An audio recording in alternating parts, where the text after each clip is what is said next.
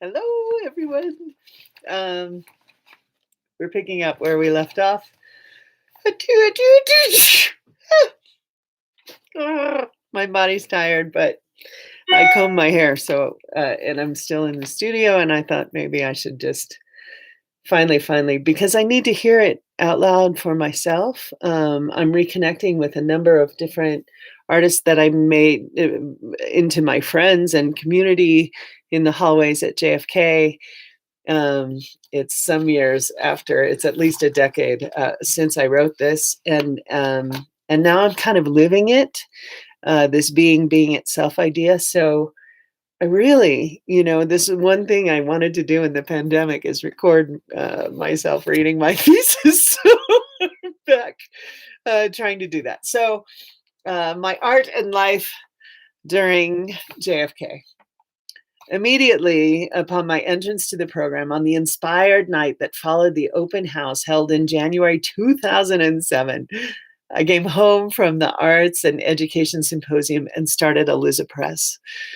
That same weekend, my work was featured in a show, Heart's Desire, at the Adobe Gallery in Castro Valley, where I showed a selection of my organic, stylized acrylic paintings of hearts. And I did a performance piece with my friend, Dr. Pallavi Sharma, an India-born artist. I showed, sold, and collected work from through Artiscape Studios, which was the gallery I held with 4 other women in San Ramon, in the parking lot of the post office in an industrial complex. Our studios later became a dance studio, but before that, anyway, more story. I have lots of stories, but the one I want to read is this one. Together, Dr. Pallavi Sharma and I performed Bhakti Ball of Love and told the story, she in Hindi, me in my romantic version of the English language, about life and love and laundry. We read them from the book I made for the exhibition, a book I'd brainstormed the existence of just 8 days earlier during the meeting where the curator selected work for the show from the back of my car. And Pallavi and I read our poems while we tied our clothes together, her saris to my then size 22 embellished jackets and silk shirts. I'd been blogging since the end of Artiscape, wanting to stay in the conversation about art and in connection to other makers, to keep the experience of the gallery spinning in book form, and to move my focus from visual to written work. I discovered Lulu.com and self-published a selection of blog entries my former student and friend had chosen from his year's witness to what I'd been writing. He lived in Ecuador, read me virtually, and edited the dream of the first book on a plane to and from Amsterdam. He was a rose salesman in Ecuador. I kept making similar iterations of the work I'd made before I entered the program, but began taking pictures of everything.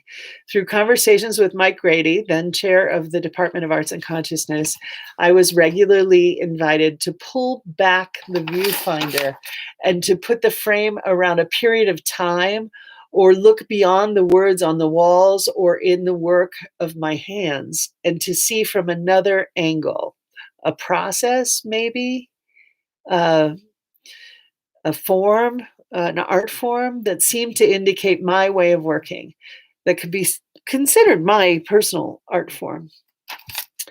For my second class in the program, Artist in Society, Art and the Environment, as taught for the very first time by Karen Cholholm, I had my children outline my body on a variety of surfaces, a red snakeskin, felt I'd purchased, an old collage of photographs that used to live on my refrigerator, some canvas flats we'd created in my living room to use as set for Missing Piece, the play I created when I started the San Ramon Community Theater. I got to do that with a friend of mine, Terry Cunningham, who later became the director of that play. And we just got together and collaged a story of Shel Silverstein poems, just crafted it, and he put it to music, and it was magic. And later I wrote to the family to see if we could keep going with that play, and they said no. And we let it live there. Anyway, I was reading to you. These pieces of fabric bodies then became a kind of book or story of other pieces of art I'd created along the way. And I took the collage attached to the body of work piece I'd shown in the All in the Family exhibition at the Adobe Gallery in Castro Valley and cut it into pages that then fit inside the bodies as a kind of book of multimedia selves.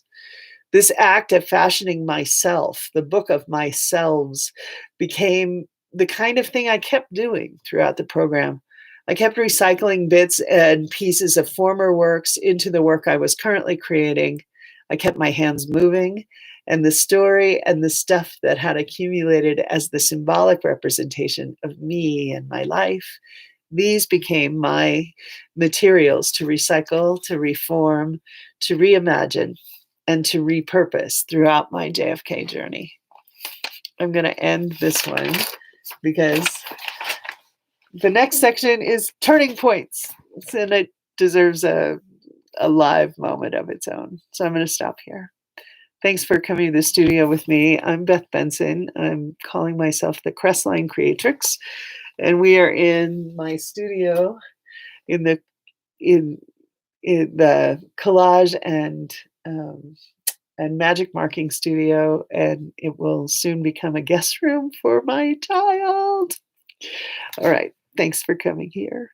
You can also find more about what I'm doing here in Crestline on the website, crestlinecreatrixmatrix.com. Thanks so much. Bye.